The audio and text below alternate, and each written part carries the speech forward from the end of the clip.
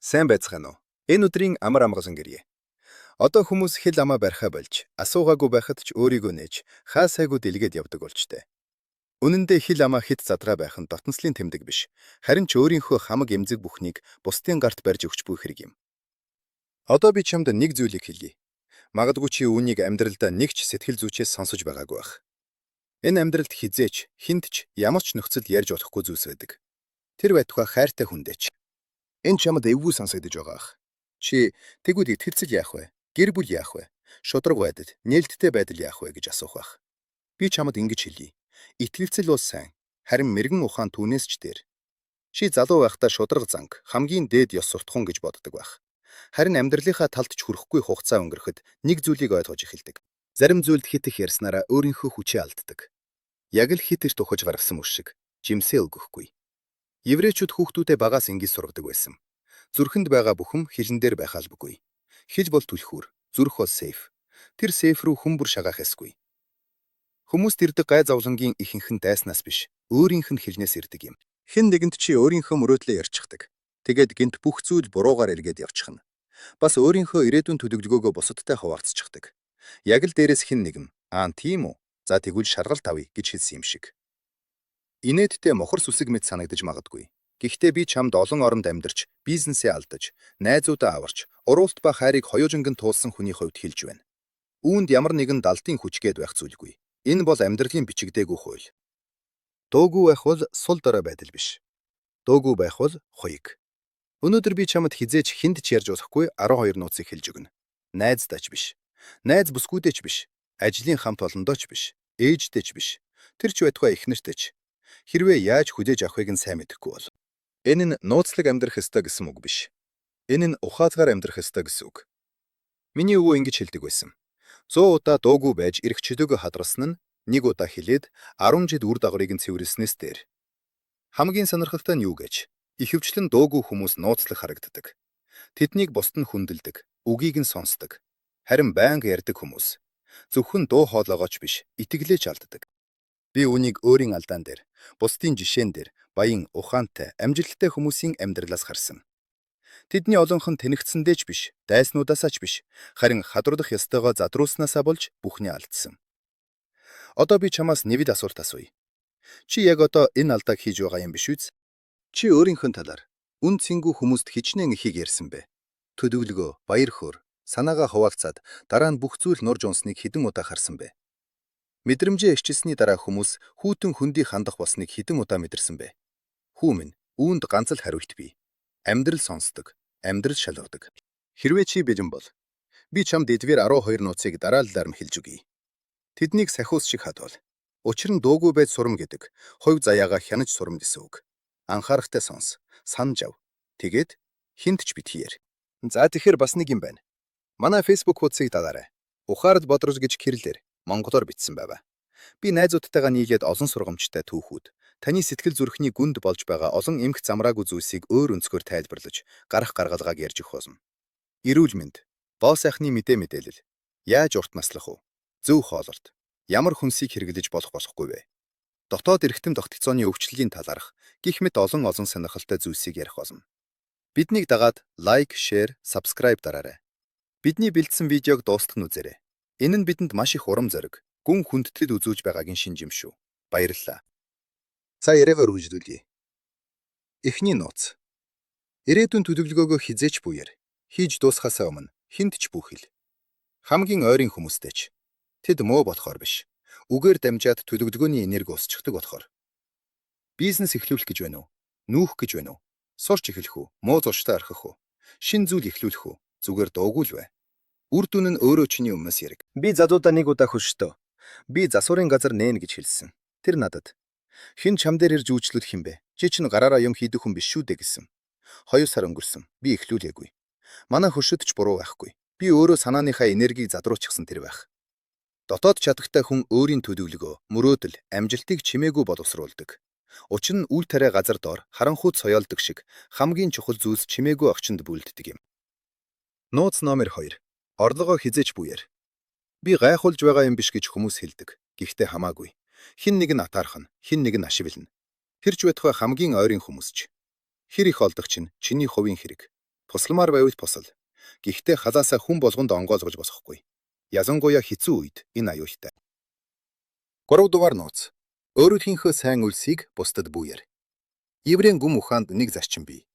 Хэрвээ чиний хийсэн сайн үлсийг зөвхөн бурхан л мэдэж байвал тэр 2 дахин тооцогдом. Хүнд мөнгө өгсөн үү? Сайн хэрэг. Найзыгаа аварсан уу? Сайн хэрэг. Гэхдээ дараа нь би ямар сайн хүн бэ гэж ярих хэрэггүй. Тэр үед тэр сайн үлс үн цэнэ алддаг. Жинхэнэ сайхан сэтгэл чимээгүй байдаг бол. Харин гайхуулсан сайхан сэтгэл бол аль хэдийн 8 болдог юм. 4-р нууц. Гэр бүлийн асуудлаа ярьдаг. Энэ бод маш түгээмэл алдаа. Хүмүүс гэртээ мардалтчихад ээжтэй, найздаа хамт олондоо гүйж очиад бүгдийг ярьчихдаг. Хэд хоногийн дараа эвлэрдэг. Харин сонссон хүмүүсийн сэтгэлд хорсол үлддэг. Дараа нь чи гайхна. Яагаад ээж минь миний нөхөшт дургу орчихов? Учир нь чи өөрөө түүнд бүгдийг нь өнгө нэмж ярьсан шүү дээ.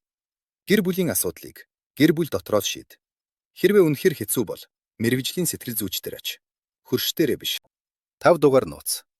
Өөрийнхөө сур талуудыг битгий бусдад ярьж бай. Хүмүүс ер нь муу биш л дээ. Гэхдээ л тэд чиний бүдэрч байгааг харах дуртай. Чи мөрийтэй тоглоонд дуртайгаа хэлбэл хэн нэгэн чамд урах тавина. Чи ганцаардахаас айдваа хэлбэл хэн нэгэн түүнийг ашиглана. Сул талтай байх бол нүгэл биш. Бүгдэд бий. Харин түүнийгээ ярих нь өөрийгөө бусдын өмнө, ертөнцийн өмнө нүцгэлж байгаа хэрэг. Нууц 6. Амжилтаа хит эрт бүүер. Тийм ээ, би ойлгож байна. Эгчин гэдэг чинь бас том амжилт. Бусадтай хуваалцаж өөрөөрөө бахархмаар л байгаах. Спорт заланд явж ихэлсэн, ном бичиж ихэлсэн, чихрээс татгалцсан. Гэхдээ үүний хит их яриул тархич нь аль хэдийн шагналаа авчихдаг. Магтаал, лайк, дэмжлэг шиг. Харин бодит үр дүн хараахан гараагүй байдаг. Би 47 настайдаа жин хасахаар шийдсэн. Зөвхөн их нэртэй л хэлсэн. 1 жилийн дараа 18 кг хассан. Хүмүүс дундуур нь анзаарахчгүй байсан. Тэгээд би өөрийн хүссэн хэмжээндээ хүрсний дараа тэдний сонирхоод байсан. Яаж ийм болов гэсэн асуултанд нь хариулсан. Дундуур нь би юу ч ярьдаггүй байсан, зүгээр л дуугүй байсны үр дүнд амжилттай жин хасаж чадсан. Нууц тадаа. Жинхэн хүсэл мөрөөдлөө бүүер. Мөрөөдөд бол маш эмзэг зүйл. Чи хуваалцахад хүмүүс дэмжинэ гэж боддог. Гэтэл ихэнхдээ тэд чамайг эргэлзүүлнэ, шоолно, үнгүүдүүлнэ. Чи нүүхийг мөрөөднө, бизнес эхлүүлэхийг хүснэ. Тайзан дээр гарахыг мөрөөднө. Тэгтэл тэд хэлнэ. Чи чинь хүүхэдтэй шүү дээ. Зээлтэй. Энэ чинийх биш.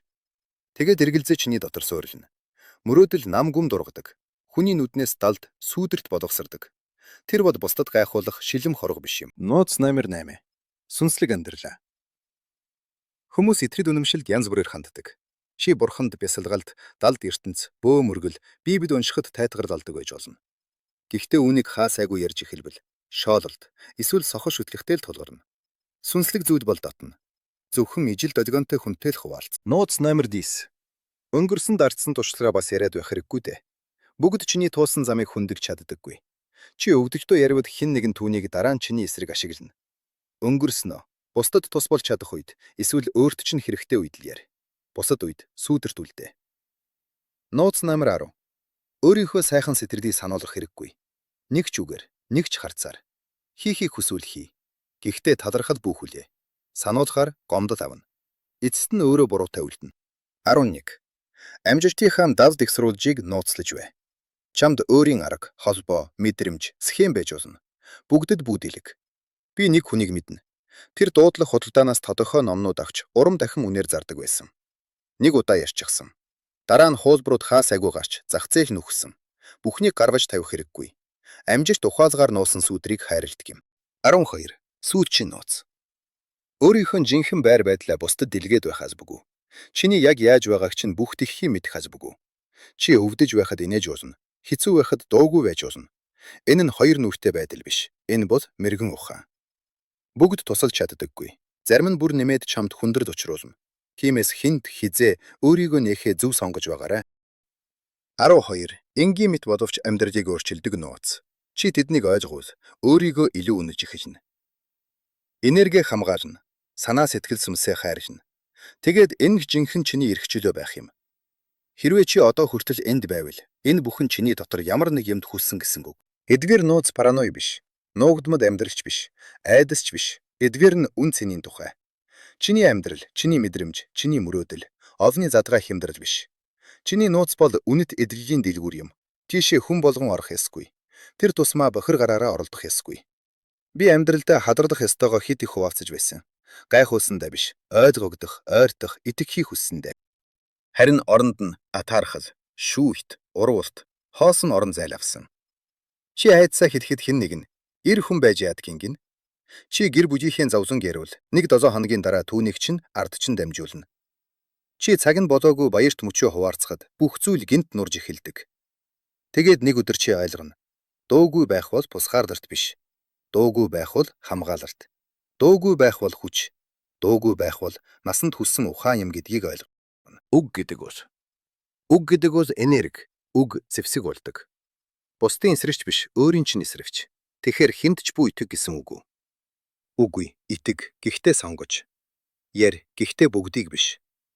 Нээгд, гэхдээ хамгаалж чаддаг хүнд. Чи амьдралаа цэцэрлэгт хүрээлэнгээ төсөөлдөө. Бүгдийг оруулбал гიშгэлнэ. Зарим нь усална. Зарим нь санаандгүйгээр сүйтгэнэ. Чи дуугүй байж сурвал дотоод хүч хоримтлуулна. Илүү анзаарна. Илүү гүн мэдэрнэ. Илүү оновчтой үлдэнэ. Чи зөвхөн орогцогч биш, ажиглагч болно. Ажиглагч үргэж илүү мэрэгэн байж чаддаг. Үг бол мөнгө шиг. Замбраагүй өрвөл өрөнд орно. Ухаалгаар зарцуулбал капитал хоримтлуулна. Чи анзаарсан байх. Их ярддаг хүнийг ойр очмынх нь тэгс гээд сонсгоо болдог. Цөөн боловч жинтэй ярддаг хүнийг дайснууд нь хүртэл сонсдог. Одоо өөрийгөө хараад боддоо. Хэдэн удаа хамаг байдгаа тоочоод сүулт нь харамссан бэ? Хэдэн удаа төлөвлөгөөч нурсан бэ? Хэдэн удаа дэмжлэг хүлээгээд хүйтэн хариу авсан бэ? Энэ дэлхийн муу болохоор биш. Чи хит ихийг буруу хүнд, буруу үед өгсөн учраас. Гэрийнхээ түлхүүрийг гутлаа хаан тавихаа мэдэхгүй хүнд өгчгöd дараа нь яагаад тавилга эвдэрсэнд гайхахтай адил. Яах ёстой вэ гэж үү? Миний зөвлөгөө бол яарах хэрэггүй. Завсардаг авч сур. Заримдаа завсардаг 1000 үгнээс илүү. Бас хувийн өдрийн тэмдэглэл хөтөл. Бүх бодол гадаж гарахалбгүй. Заримд нь зөвхөн чи цаас хоёр л гэрч байхад хангалттай. Бусдыг сонсож сур. Яриха багасгахаар чи жинхэнэ сонсож эхэлдэг. Сонсгол дотор мэрэгэн ухаан бий. Итэг. Гэхдээ шалга. Хуваарц. Гэхдээ хадгалж чаддаг хүнд. Үг бол зүгээр аваа биш. Үг бол хүч юм. Еврейчүүдийн сургаалд ингэж хэлсэн байдаг. Хүний хамгийн хүчтэй зүйл бол нудраг биш. Үг хэл. Учир нь үг хэлэн гэр бүл, нөхөрлөл, улс орон, хувь заяаг сүйтгэдэг. Энд дүрээ доозон байхгүй. Хоосон амлалт байхгүй. Энд амьдрал байна. Жинхэнэ, хэцүү, шудраг. Хэрвээ азтай бол арай гэрхтээ амьдрал хүлээж байдаг. Мөн банк санаж яваарай. Амьдралын хамгийн чухал зүйлс чимээгүүд болдог. Үр шоронд дуугүй ургана. Нар чимээгүй мандаана. Мэрэгэн ухаан орилж ирдэггүй. Дотоод гэгээлдэр ирдэг. Кимэс чийч бас бүү яар. Бүү дуугар, илүү гүн, илүү хүчтэй, илүү намгүн бол. Хэрэгтэй бүхэн заавал илэрнэ. За тэгээд энэ хүртэл сонссонд баярлалаа. Хэрвээ үнцэнтэй санагдсан бол лайк дараарай. Subscribe дараад дараагийнхаа сонирхолтой хуучуудаа хүлээж аваарай. Сэтгэгдэл дээр аль нууцсан чиний зүрхэнд хамгийн их хүснээ бичээрэй. Өөр бас юуны тухай сонсомоор байгаагаа бичээрэй. Дараагийн видеонд чамайг хамгийн ойр хүмүүс чинь ч ойлгохгүй үед яах вэ гэсэн сэдвээр ярилцъя. Өөрийгөө хайрлаарай найзууд.